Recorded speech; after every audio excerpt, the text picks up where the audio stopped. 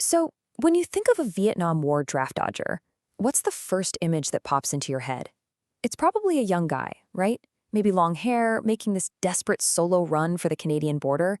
It's become this iconic American story, the individual standing up against the state. But what if that story, the one we all think we know, isn't the whole picture? What if it's just the beginning of a much, much more complicated and fascinating tale? The legend is so powerful that it often gets compared to the Underground Railroad, this idea of a secret path to freedom for people fleeing a war they believed was unjust. It's a really compelling, heroic image. But was it really some clandestine network of tunnels and safe houses? And get this, the myth even has a name, the Peace Line. Fictional stories and modern folklore paint this picture of a huge organized network smuggling thousands of Americans to safety. We're talking a sophisticated operation complete with hand-dug tunnels stretching all the way from Washington state to British Columbia. It sounds like something straight out of a movie, doesn't it? Okay, but like most legends, the truth is way more nuanced and honestly a whole lot more interesting. The real story isn't just about politics and escape.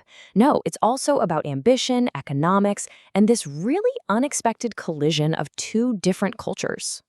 You see, for thousands of young, educated Americans, the draft wasn't just a moral crisis. It was what they called an occupational obstacle. So while they definitely opposed the war, there was this other powerful pull to the north, the promise of a future that the U.S. military just couldn't offer them.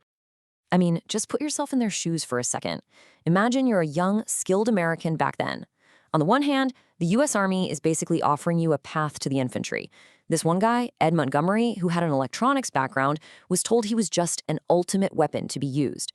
But on the other hand, Canada was literally advertising for skilled workers to help build its growing economy. It's a pretty stark choice, right? And this wasn't just a random group of people crossing the border. A survey of resistors in Toronto found that almost half of their parents had college degrees. That's way higher than the U.S. national average at the time. This was, for all intents and purposes, a brain drain. Canada was getting, as one of their officials put it, the largest, best-educated group this country had ever received. So what about that idea of a welcoming utopia just waiting with open arms? Well, that was another part of the myth. The reality was a rude awakening for a lot of Americans. They arrived to find not just a new home, but new kinds of hostility and this constant, paralyzing fear of being sent right back. This quote from a Canadian professor, Robin Matthews, really just cuts right to the heart of the tension. Far from being seen as heroes, a lot of Canadians saw these newcomers as cultural imperialists, just another wave of Americans coming up and taking their jobs, imposing their politics. That resentment was absolutely real. You could feel it. Life in Canada was anything but a safe haven. For many, it was a legal minefield. Imagine living with that constant threat that any little misstep could just undo everything. The police were raiding hostels, taking names, taking photos, and even tiny offenses had catastrophic consequences.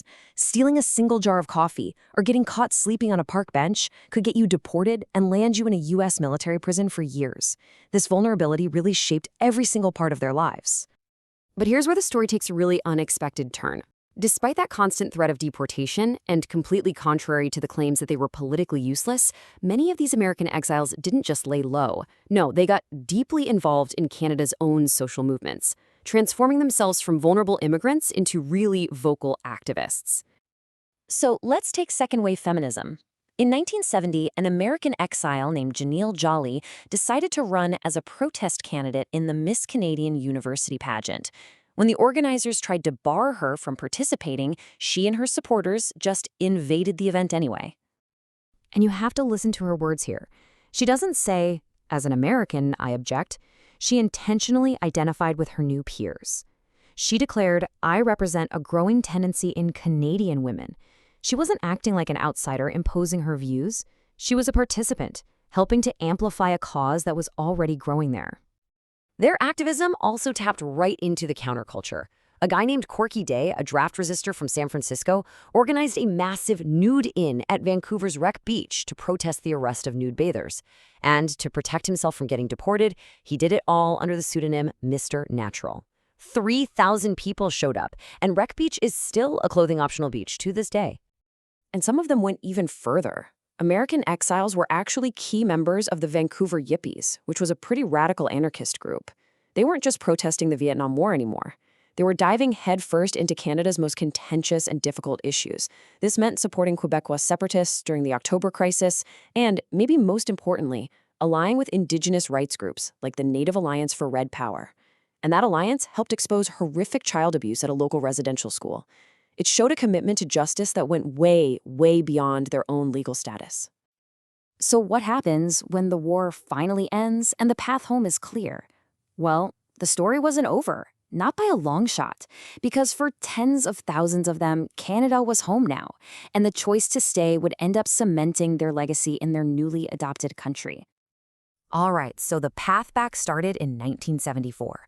President Ford offered a conditional amnesty, but it wasn't until 1977 that President Jimmy Carter issued a full, unconditional pardon for all draft evaders. The doors to America were officially finally open again. And what happened next was just remarkable. After all those years in exile, with a totally free and clear chance to go home, the community split right down the middle. About half of them went back to the United States, but the other half, they stayed. For them, the roots they had put down in Canada had just grown too deep to pull up. And the impact of that decision was profound. These former exiles became nation builders. They were elected as mayors and as provincial legislators. They became pioneering artists like the legendary sci-fi author William Gibson, the father of cyberpunk. They founded major jazz festivals and literally redesigned the historic look of Canadian towns. Their influence is woven right into the fabric of modern Canada. So the story of the draft dodger, it's not a simple tale of escape. It's this complex migration that was driven by principle, yeah, but also by ambition. It's a story of unexpected conflict, of surprising activism, and of lasting integration. And it really forces us to ask, for these thousands of people who built brand new lives, what was the true price? Or maybe, what was the true reward of following their conscience?